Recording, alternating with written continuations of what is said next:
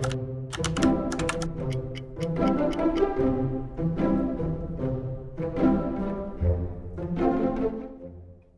are a number of ways in which technology can support your onboarding journey. Here are just a few. Firstly, at a time when we as consumers, candidates and employees are curious, demanding and impatient, we expect our experience, particularly that of technology, to be helpful, personal and frictionless. Onboarding technology should be no different. Secondly, research shows culture is a significant factor in a decision to join and stay with a company, so your onboarding technology should help immerse new starters. Your tech should help you impart your culture and values at a time when not all new employees meet their team in person or step into HQ. Thirdly, consistency is a major driver when it comes to onboarding. So often an employee's onboarding experience can depend on their hiring manager, which in turn can vary wildly. By introducing technology across the business, you can often mitigate a large portion of this risk with less manual effort. You can also measure experience more consistently.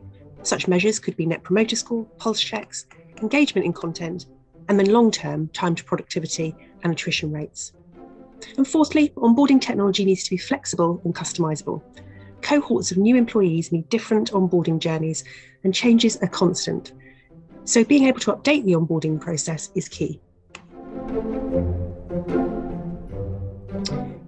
The pandemic inevitably expedited the move towards a more virtual approach to onboarding. The thinking and decisions that would have taken 12 to 24 months took just 3 months instead. And I also don't think in the main, people will reverse their behaviour. Yes, we'll all welcome the day we can freely meet up with colleagues again, and important elements of in-person contact are already being reintroduced. But we surely won't go back to the manual, inconsistent and resource-intensive onboarding processes. Why would we?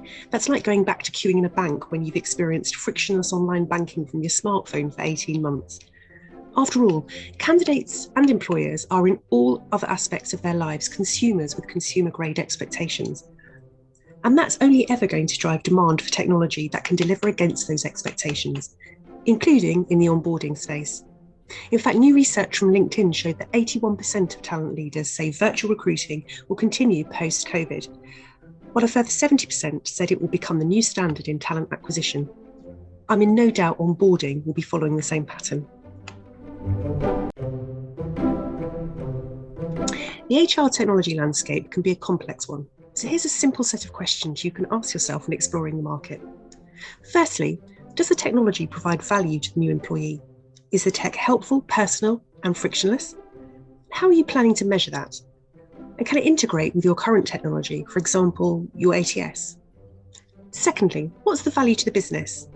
That could be in budget savings and time to productivity, or it could just as well be in engagement levels, brand advocacy, or in supporting your diversity and inclusion objectives. Again, how do you intend measuring that? And does the technology provide you with the data you need? Thirdly, is the technology going to allow you as a human to add value elsewhere? If technology is the enabler of, not the replacement for, a human relationship with your candidate, where will you be turning your skills and attentions? And fourthly, what's the technology's vision and roadmap? Where do they see the future of their technology in your business? Does it align with or helpfully challenge your thinking, or does it just jar? Think of this as a long-term partnership, not just a transaction. So that's not an exhaustive list, but hopefully all good indicators when choosing the right onboarding technology for your business.